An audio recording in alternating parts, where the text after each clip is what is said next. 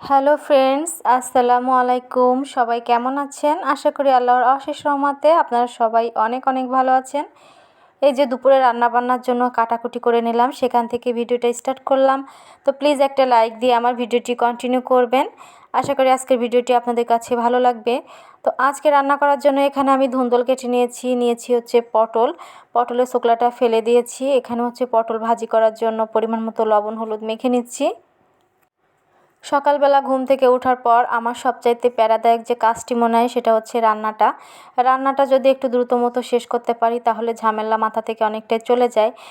যেহেতু আমার হাজব্যান্ড হচ্ছে 1টার সময় খাবার খেতে আসে, তাই 1টার আগেই হচ্ছে আমাকে এই রান্নাসহ ঘর গোছানোর কাজটা করে রাখতেই হয়, তা না হলে হচ্ছে সমস্যা।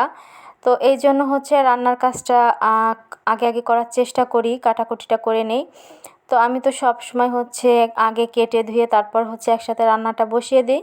তো দেখতে পাচ্ছেন এখানে পটল ভাজি করতে দিয়ে দিলাম, আর এখন হচ্ছে আমি মশলাটা করে নিব। ধুন্দল আর আলু দিয়ে মাছ দিয়ে যে ঝোল করব তার জন্য মশলা বেটে নিচ্ছি। তো আজকে হচ্ছে আমার বাসায় কাঁচামরিচ একদমই শেষ হয়ে গিয়েছে, যেহেতু আগামীকাল শুক্রবারে হচ্ছে বাজার করা হবে, তাই আজকের জন্য আর আমি কাঁচামরিচ আনতে গেলাম না। ভাবলাম যে শুকনা মরিচ দিয়েই হচ্ছে আজকের দিনটা চালিয়ে দিই। তো এখানে জিরা, শুকনা মরিচ, পেঁয়াজ, রসুন সব কিছু বেটে আমি একসাথে মিহি একটা পেস্ট করে নিলাম ধুন্দল দিয়ে রান্না করার জন্য। আর অন্যদিকে কিন্তু আমার পটল ভাজি অলরেডি হচ্ছে। তো আমার প্রিয় প্রিয় আপুরা, আপনারা যারা এখনও পর্যন্ত আমার ভিডিওর সাথে আছেন, দেখতেছেন, প্লিজ একটা লাইক দিয়ে দিবেন। তো এই যে মশলাটা তো আমার বাটা হয়ে যাচ্ছে, দেখতে পাচ্ছেন। আর রান্না করার সময় যে মশলাটা আমরা হচ্ছে বেটে রান্না করি, আমার মনে হয় সেই মশলাটার স্বাদটা কিন্তু একটু বেশি আসে। আর ডিপ ফ্রিজে রেখে সংরক্ষণ করা মশলাটা কিন্তু আমার মনে হয় খুব একটা মজা লাগে না। তো অনেক ক্ষেত্রেই হচ্ছে ডিপ ফ্রিজে সংরক্ষণ করার জন্য মানুষ এটা সহজ মনে হয় এই জন্য করে, কারণ প্রতিদিন তো সবার পক্ষে মশলা বেটে রান্না করা সম্ভব নয়, অনেকে ছোট বাচ্চা আছে। তো আমি যেহেতু পছন্দ করি না, তাই আমি মশলাটা কখনোই সংরক্ষণ করি না। আর এখানে দেখতে দেখতে আমার পটল ভাজিগুলো হয়ে গেল। 2টা শুকনো মরিচও ভেজে নিয়েছি। কিছুদিন ধরে হচ্ছে পান্তা ভাত খেতে খুবই ভালো লাগে, আমার সকালের নাস্তায় থাকে হচ্ছে পান্তা ভাত। তো শুকনো মরিচ 2টা ভেজে নিয়ে আমি হচ্ছে পান্তা ভাত দিয়ে খাবো। যেহেতু পটল ভাজিটা হয়ে গিয়েছে, তাই আমি পটল ভাজিটাও সাথে নিয়ে পান্তা ভাত খেয়ে নিব। তো এরপর হচ্ছে আমি ধুন্দল ভাজিটা করে নিব। আর আমি যতক্ষণ পর্যন্ত রান্না করি আমার ছেলে একটা না একটা দুষ্টুমি করতেই থাকে। দেখা যায় যখন একটু রান্নার দিকে ঝোঁক দিই, এদিক থেকে এটা ফেলবে, ওটা পারবে, ভিমবার নষ্ট করতে যাবে, সব সময় একটু পরে পরে ডাকতেই থাকি, কিন্তু তারপরেও হচ্ছে একটার পর একটা দুষ্টুমি করতেই থাকে। ইদানিং তার দুষ্টুমির পরিমাণটা একটু অনেকটাই বেড়ে গিয়েছে, যেহেতু একাই বাচ্চা সামলায়, অনেকটা কষ্ট হয়ে যায়, মাঝে মাঝে কান্নাও করে দেই। কারণ যদি এমন হতো যে আধা ঘন্টা 1 ঘন্টার জন্য কারোর কাছে রেখে আমি একটু রিল্যাক্স হতে পারতাম, আর 24টা ঘন্টা ইদানিং হচ্ছে ঘুমও একদম কম হয়ে গেছে, দিনের বেলা একদমই ঘুমাই না। সব মিলিয়ে হচ্ছে একদম অবস্থা খারাপ। আর যেহেতু প্রতিদিন ভিডিও আপলোড করি, এটাও একটা অভ্যাস, এটাও ছাড়া যায় না।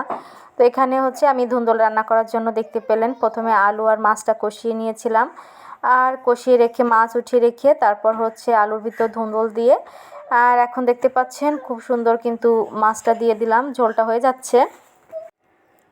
আর তারপর হচ্ছে যে ধুন্দলের তরকারিটা হয়ে গেল। আজকে এই 2টা আইটেমই করলাম। আর এইদিকে আমার ছেলে এই যে ঘরের এই অবস্থা করে রেখেছে। তো কি আর করব, এখন হচ্ছে আমার ঘর গোছানোর পালা। রান্নাটা একটু তাড়াতাড়ি শেষ হয়েছে, 2টা আইটেম করেছি এবং 2টা আইটেমই কিন্তু অনেক সহজ রান্না। তো এই যে আমি বিছানা কাঁথা ঘর সব কিছু ঝাড়ু দিয়ে পরিষ্কার করে নিলাম। আর ছেলের বাবা অফিস থেকে এসে ঘরবাড়ি যদি এরকম গোছানো না দেখে, তখন সে এটা ওটা বলতে থাকে, আর সে কথাগুলো শুনতে আমার একদমই ভালো লাগে না। ছেলে এতটা বেশি অগোছালো করে, আর আমাকে হচ্ছে বারবার গোছাতেই হয়, করার কিছু নেই। সমস্ত কষ্ট হচ্ছে মায়েদের, জানি না কবে বোঝা শিখবে, আদৌ শিখবে কিনা। আর এখানে ফ্রিজটা হচ্ছে একটু মুছে নিচ্ছিলাম। আর মাঝে মাঝে যখন আমার শরীর খারাপ থাকে তখন সব কিছুতে এলোমেলো থাকে। শরীর বা মন যদি খারাপ থাকে, কোনো কিছু করতে ইচ্ছা করে না, সেই সময়টা হয় কি সব কিছু এলোমেলো থাকে, খুবই খারাপ লাগে, নিজের কাছে দেখতেও অনেক খারাপ লাগে।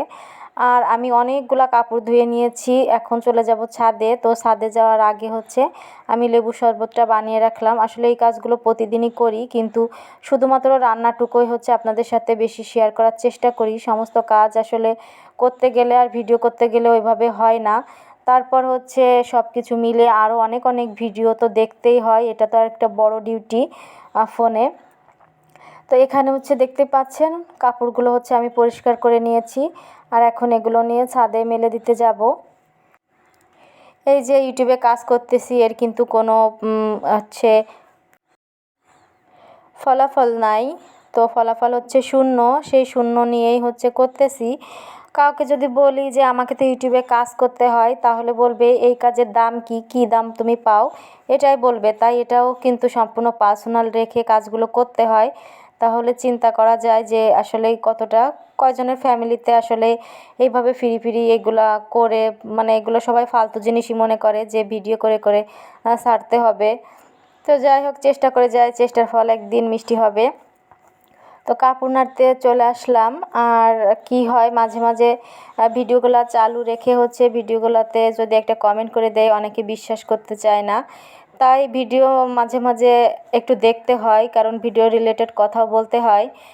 আমি হচ্ছে বিশেষ করে হাতে সময় নিয়ে ভিডিও ভালো লাগলে দেখি, দেখে কমেন্ট করি। অনেক সময় আছে দেখতে পারি না, কাজে ব্যস্ত থাকি, তখন দেখা যায় যে ভিডিওটা অন করে রেখে একটা কমেন্ট করি, ইনশাল্লাহ ফুল ওয়াচ করে দিলাম। এগুলো আর কি করি। তো যাই হোক, এই যে দেখতে পাচ্ছেন কাপড়গুলো মেলে দিলাম। ছেলের বাবার অনেকগুলো হচ্ছে কাপড়, আর ছেলেরও কিছু প্যান্ট গেঞ্জি ছিল। আর প্রচুর রোদ ছিল ছাদে, এই জন্য হচ্ছে আমার অনেক গরম লাগতেছিল। তো এখন চলে যাব হচ্ছে নিচে। একজন গৃহিণীর কিন্তু সারাদিনে অনেক কাজ থাকে।